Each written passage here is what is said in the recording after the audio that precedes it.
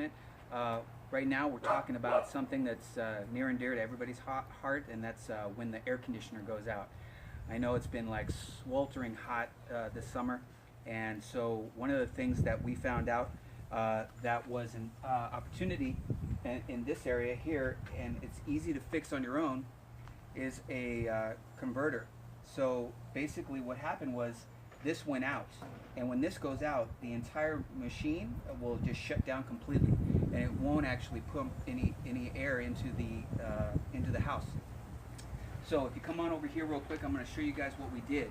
So what we basically have to do is you got to take this part off. And this part has all the components for your machine. All right. This is the new one. And basically what you have is you have a hot, you've got your pump, your fan areas here. What you want to do though before you do anything is you're going to want to come up here and you're going to want to unplug this.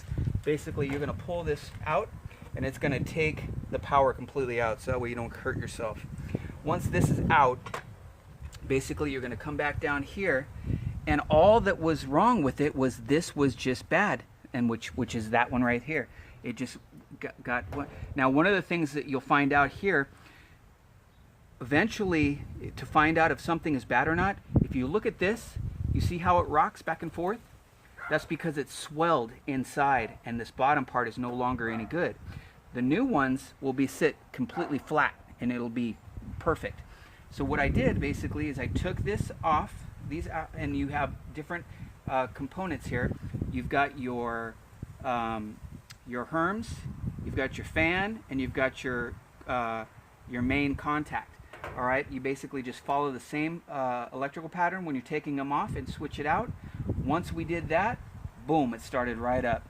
Now this part right here, just so you guys know, if you have an AC come in, minimum they're going to charge you about $150 just to go ahead and change this out after they've done some diagnosis on it. You can do the same thing yourself. This unit here cost me 22 bucks. $22, I went down, got one, put it in there, saved myself $130. All right, the first thing you want to do is check that before you do any other diagnosis, because 9 times out of 10, that's what goes bad on your AC units, which is causes you not to have cold air pumping through your fan, and you're shutting off your complete fan here, and it won't turn on.